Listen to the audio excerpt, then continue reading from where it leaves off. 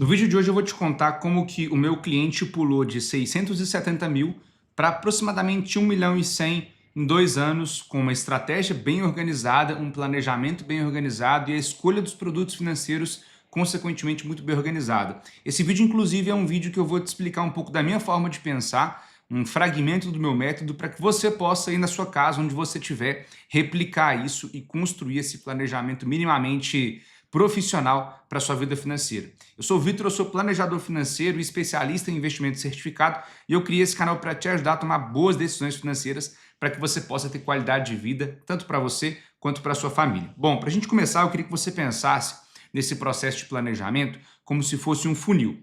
Esse funil ele vai ser dividido em 3 etapas e eu vou comentar um pouco sobre cada etapa aqui para que você possa fazer isso também para você. A primeira etapa do funil, que é a etapa de cima, vamos dizer assim, diz respeito ao plano. Qual que é o plano que você precisa definir para começar a estruturar o seu planejamento financeiro? E para você poder fazer isso, você vai perceber que eu vou sempre trazer isso para você que está ouvindo, como também trazer o exemplo do cliente para te ajudar ainda mais. Quando a gente fala de plano no planejamento financeiro, a gente está falando de alguns pontos aqui. Primeiro, quais são os seus objetivos de vida? No caso do cliente é apenas a aposentadoria e a reserva de emergência, né? Qual que é o seu cenário atual? Você é casado, solteiro, tem filhos? O cliente é casado, tem 2 filhos, filhos pequenos.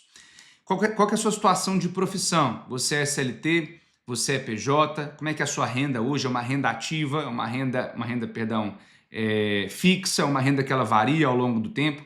Faz esse cenário para poder entender a sua vida como um todo e a partir disso a gente vai continuar evoluindo aqui. No caso do cliente, ele é um cliente que é empresário, ele é pai de 2 filhos pequenos, de aproximadamente 10, 11 anos de idade. É um cliente que ele tem, como eu disse, objetivos aí somente de aposentadoria e reserva de emergência.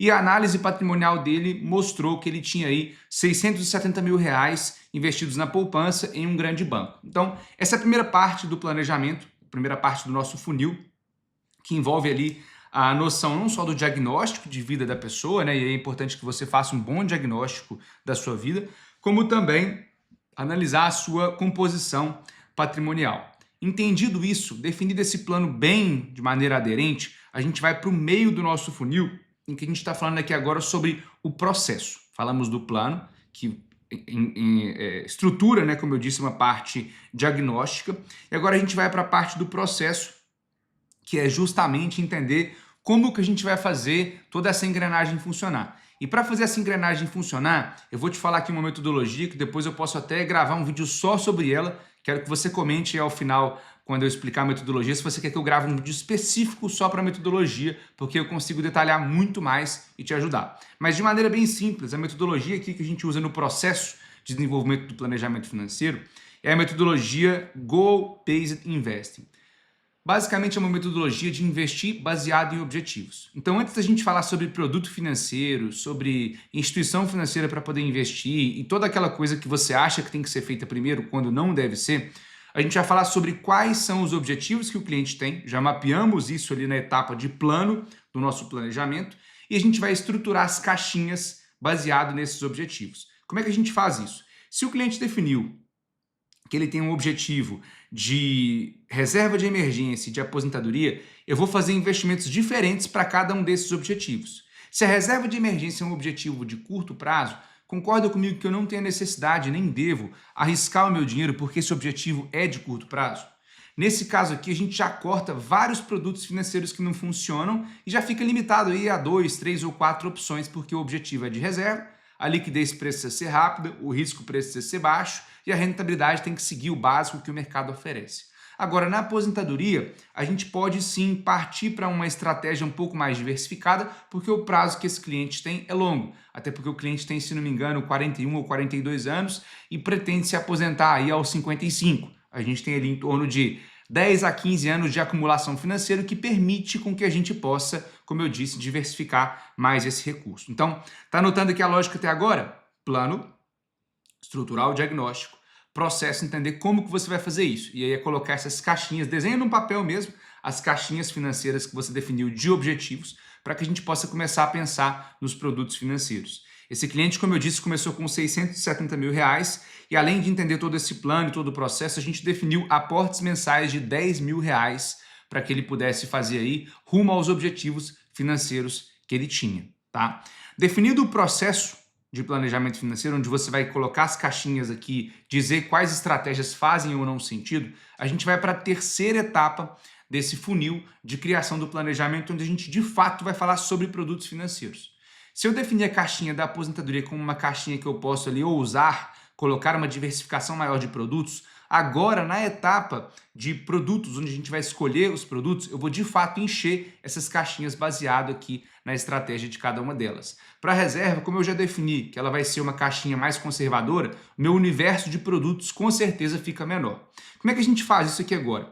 No caso da reserva de emergência, a gente se limitou a CDBs de liquidez diária de grandes bancos, Tesouro Selic, como uma opção também para que ele pudesse acessar esse recurso de fácil acesso. Eu defini para ele na reserva de emergência que ele deveria ter em torno de 6 a 10 vezes o custo de vida mensal dele, que é em torno aí de 15 a 20 mil reais por mês. Então, dos 670 mil reais que ele tinha previamente, a gente deixou algo em torno aí de 100 a 120 mil reais para produtos conservadores como o CDB e também como o Tesouro Selic. Fechamos essa caixinha, não colocamos nenhum aporte mensal dos 10 mil reais que a gente definiu para essa caixinha, porque ele já montou a reserva e não precisaria fazer aportes mensais ao longo desse tempo. A outra caixinha é a caixinha de aposentadoria, como eu disse, que é uma caixinha que a gente pegou ali o restante do dinheiro por volta de 570 mil reais e a gente diversificou em produtos financeiros. No caso desse cliente, como ele era um cliente de perfil conservador e um cliente que veio da poupança com um conhecimento muito baixo ainda sobre produtos financeiros, eu não decidi diversificar demais o capital dele, até porque, por mais que ele tenha um prazo mais longo, né, a aposentadoria é um prazo mais longo, a gente poderia, por exemplo, pensar em ações, fundos imobiliários, investimentos no exterior, toda aquela gama de produtos, eu decidi não fazer isso porque, de novo, como ele é um cliente de perfil bem conservador, é um cliente que está saindo da poupança, concorda comigo que é um cliente que ele tem um pouco mais de medo, é um cliente que pelo conhecimento dele ainda ser pequeno, se eu coloco uma estratégia dessa, pensando num prazo mais longo, isso é a minha opinião, tá? Como planejador financeiro, se eu coloco uma estratégia dessa com um prazo mais longo, por mais que, de novo, a caixinha de aposentadoria tenha essa possibilidade de diversificar demais, pode ser que na primeira situação de mercado ruim, de uma queda ou de alguma situação atípica no nosso país, esse tipo de investimento sofra e, de novo, por mais que o cliente entenda e eu explique para ele que esse investimento é de longo prazo, que pode acontecer desse investimento sofrer, quando acontecer a situação pode ser que ele fique traumatizado e ele nunca mais invista em maneira, vamos dizer assim, de maneira mais diversificada. Então eu preferi dar 2 passos para trás e nessa estratégia previdenciária, vamos dizer assim, de aposentadoria, o principal risco que eu coloquei na carteira desse cliente foi travar o recurso dele para prazos de 2, 3, 4, 5 anos em produtos de renda fixa. Então a carteira dele ficou 100% em renda fixa, pensando aqui na estratégia, né, de produtos, só que a diferença, né, da reserva de emergência, que é uma caixinha de mais acesso, para a aposentadoria, foi que na aposentadoria eu coloquei aí alguns prazos escalonados de produtos financeiros. Quais produtos financeiros, Vitor? Produtos, por exemplo, como CDBs, produtos como LCIs, LCAs, porque ele está investindo na pessoa física dele. Isso aí tem algum benefício tributário quando a gente fala aí de LCIs e LCAs. E prazos, como eu disse, de 2, 3, 4, 5 anos. O cliente começou a entender que se ele bloqueasse o dinheiro dele para prazos mais longos, considerando o cenário que a gente se encontra hoje, né, no momento em que eu gravo esse vídeo, que é de uma taxa Selic aí de 15% ao ano em trajetória de queda, a gente ainda vê muitas oportunidades positivas de alocação de recursos financeiros, porque a gente tem taxas muito boas. Então a gente pegou muitos produtos atrelados à inflação, com taxas de IPCA mais 7, IPCA mais 8, alguns produtos pré-fixados ainda em boas taxas, 13, 14,9, quase 15%, e também alguns produtos aí pós-fixados para que ele pudesse continuar acompanhando essa trajetória de alta da Selic. Como eu disse, produtos bancários foram basicamente os produtos que a gente utilizou e produtos atrelados ao governo. Não utilizei produtos atrelados a crédito privado, que são rendas fixas de empresas, porque, de novo, eu acho que são produtos aí que têm um risco um pouco mais alto, especialmente falando aí de situações de crédito privado que a gente já teve no país, como Americanas, Magazine Luiza, na parte de crédito privado, né? Magazine Luiza não, desculpa. Light na parte de crédito privado, né? Que é aquela transmissora de energia do Rio de Janeiro, o que traz um risco mais alto porque são rendas fixas, como eu disse, mais agressivas. Então, eu montei a carteira do cliente basicamente pensando nisso e, claro, ao longo desses últimos 2 anos, o que justifica o título do vídeo, ele bateu aí R$1.100.000, tá? Vindos de R$10.000 de aporte durante esses últimos 24 meses e R$190.000 de retorno ao longo dos 24 meses. Se ele tivesse ficado na poupança, né, vamos dizer assim, ao longo dos 24 meses, acredito que o retorno dele seria mais ou menos metade ou 40% disso.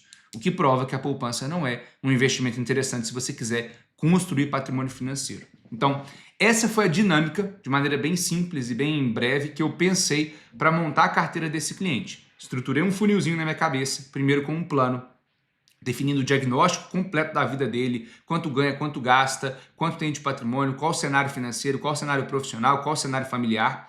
Montamos esse diagnóstico, depois caímos aqui para o meio do funil, na parte de processo, onde a gente definiu os objetivos que ele tem aqui em caixinhas e definiu parte do dinheiro dele, quanto que ia para cada caixinha, e parte do aporte mensal, quanto que ia para cada caixinha.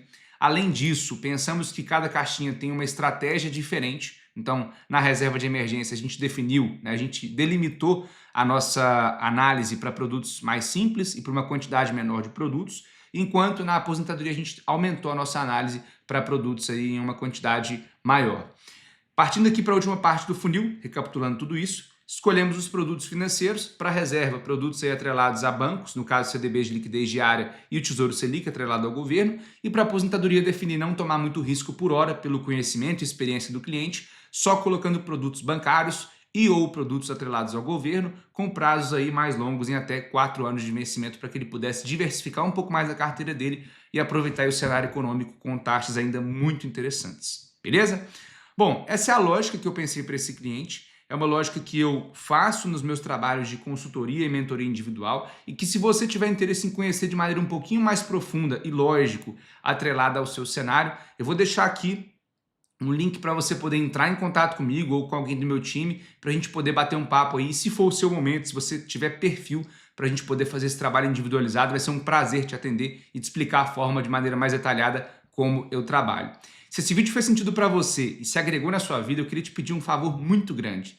Se inscreve no canal, curte esse vídeo, dá o like, comenta se você gostou, se tem mais alguma dúvida, se quer que eu explique algum tópico, às vezes que ficou mais rápido aqui no vídeo, de maneira mais detalhada no segundo vídeo, que eu vou fazer isso para te ajudar a tomar melhores decisões financeiras de maneira mais inteligente, para você ter mais qualidade de vida e ter a vida que você tanto merece, que você tanto sonha, que de novo vai ser sempre nos seus termos. Combinado?